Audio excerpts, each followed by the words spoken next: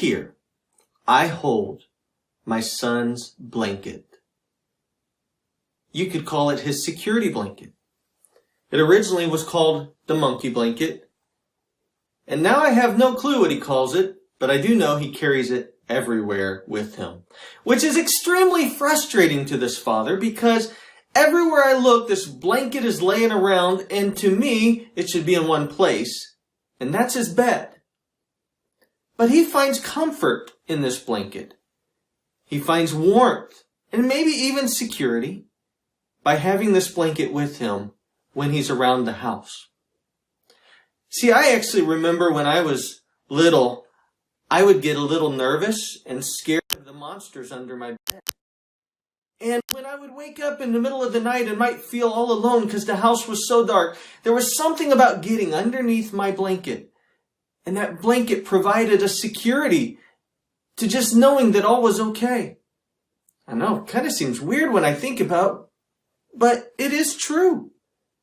That there is something about blankets that bring warmth and comfort and security to each and every one of us. Now, I already confessed that I was afraid of monsters when I was little, but I will also confess that when I was little, I had a security blanket. Now, I really don't remember many of the details as far as where it went, how often I had it, where I took it, but what I do remember is that it apparently embarrassed my brother. Because one day, see, I lived in the country, and one day, we had a fire going. Now, this was not an abnormal occurrence at all. In the country, we could have fires to burn leaves. We could have fires to burn limbs and wood. Some days we might have fire to burn trash. This was back in the day when that was still okay. And one day, I was looking for my blanket. And my blanket was nowhere to be found. And that is when I learned that my brother took matters into his own hands and threw my blanket onto that fire, never to be seen again. Just like that, unexpected, unknowing, I wasn't even able to say goodbye. My blanket, which I held dearly, was now gone. You know, I was a little devastated that day, a little frustrated, and a little mad at my brother. And I still hold it against him today, or at least I make him remember what he did to me. But the truth is, I learned some good lessons, and I'd like to share them with you today. See, the first lesson is this, that in the midst of my blanket being ripped from me, I experienced great pain and great loss that day. I didn't know how I was going to survive, but the reality is that life continued on. And anytime we as human beings do lose something very dearly to us, maybe it is a job, maybe it is some sort of career that we always dreamed of having, whether it's the loss of a human being that just brought that extreme comfort to us, or maybe it is an item, maybe it was a blanket. We realize that life does go on.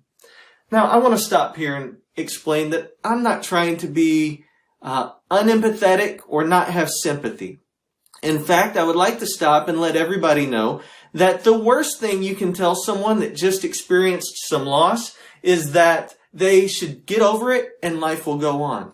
See, the pain is too intense at that moment. And it's really the worst thing that any one of us can say. And what I've learned is over time, every human being learns that life goes on. They're forced to learn it. And in that forcing, most pick up that ball and run very well. In fact, this last year, I've had an opportunity to watch that with my mother-in-law. See, a little over a year ago, one Saturday morning, just like my blanket was, my father-in-law was unexpectedly stripped away from all of us. In that moment, I began to think, oh great, we just lost both of my in-laws. See, my father-in-law was amazing, and for the first 20 years of my marriage, I was able to observe a beautiful marriage, a beautiful relationship, a beautiful partnership. And what I observed was a man who would do anything to take care of his wife. And in doing that, if there was anything he could take off her plate, he would do it. It was not that she was not capable or unable to do it. He just knew that if he could do it, he wanted to be the one that provided that, not having her do that. She enjoyed that loving aspect of my father-in-law. And she was willing to let him do many things that she was perfectly capable of doing. And now, on this day, in the midst of all the intense fear, all the intense pain, my mother-in-law was faced with the fact that life had to go on. And for the last year, I've been able to watch this amazing woman who at one point I thought, no way she's going to make it, do things that I didn't know if she was capable of doing. But she knew. She knew she could pick it up. And there may have been moments where she was fearful and didn't know if she was capable. But she has picked up the ball and she has done so many things that most would never have dreamed she could do. She has found the strength. She has found the courage. She's found the intellect where necessary. And she has moved on because the blanket was ripped from her. Now, the second thing I learned is that often we miss out on what's ahead because we're holding on to that which is comfortable and we already have. So I'll try to create this picture. Assuming this blanket were mounted to this wall. Often, because I'm holding on to what's comfortable, what I really desire is out of reach. And the only way to get to it is to let go of what is safe and comfortable. Maybe what's secure. But I'm not always willing. I might stretch, I might pull, I might do everything I can to get there. But what I've learned is typically what's ahead is out of reach, as long as we're holding on to what is secure. Let me create another example. When I was little, my school had the monkey bars. Now, monkey bars are on every playground, but I have to tell you, the reason I remember monkey bars is because I'm scared of heights. Or you could say I'm scared of falling.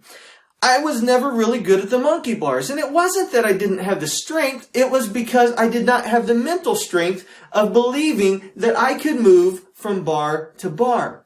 Because the way monkey bars work is if I start at one end and I'm looking at the goal on the other end, I have to move bar to bar. But what that requires is releasing one hand completely for a moment of time, releasing from what is secure, what feels safe, in order to reach for what's ahead and grab. And that will continue on and on and on until the goal is ultimately reached.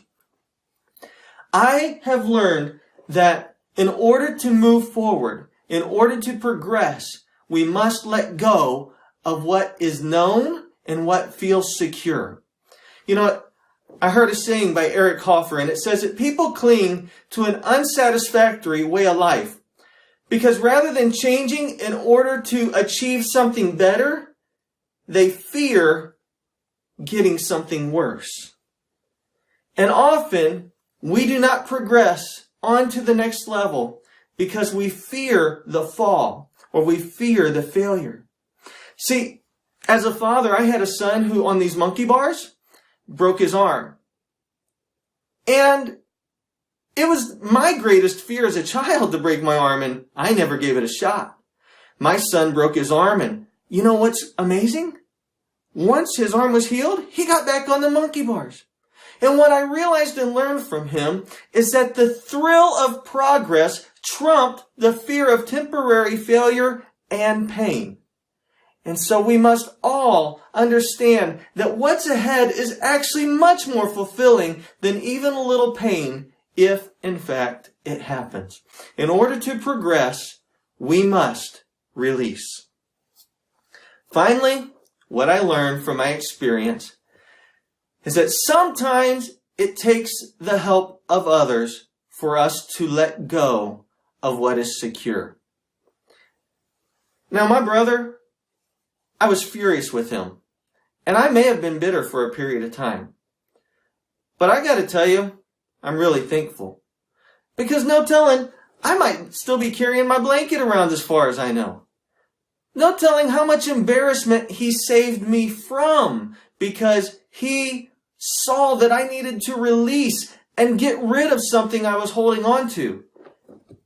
And sometimes in our life, we have people that are not always nice about it, but they do help us release that security that we've been holding on to. And often we can look at them with a little bit of bitterness and say, how dare you do that to me? But forgiveness is what will get us ahead. Now let me explain a scenario here. J.K. Rowling, the author of the Harry Potter books, what's really interesting about her story is there was a period of time that she held on to the idea of this book. In fact, she held on to it for years. But at the same time that she had the idea, she was unwilling to release what felt secure, what was perceived as secure. She was married and she had a job as a secretary, and both of those felt secure, and so because of that, she never moved on to the writing. In both cases, the marriage disintegrated, and the job was actually removed from her against her will, and these events are ultimately what caused her to sit down, put pen to paper, or fingers to the typepad, and ultimately write the book, which we know to be a best-selling series, and changed her life. But would have ever happened if others would not have removed the security from her.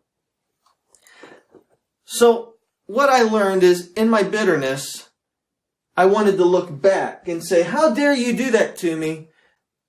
But progress is always ahead.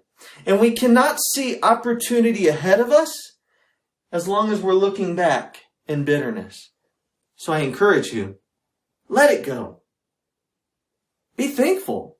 Find the positive benefits and see the future opportunity because of it, and just move on.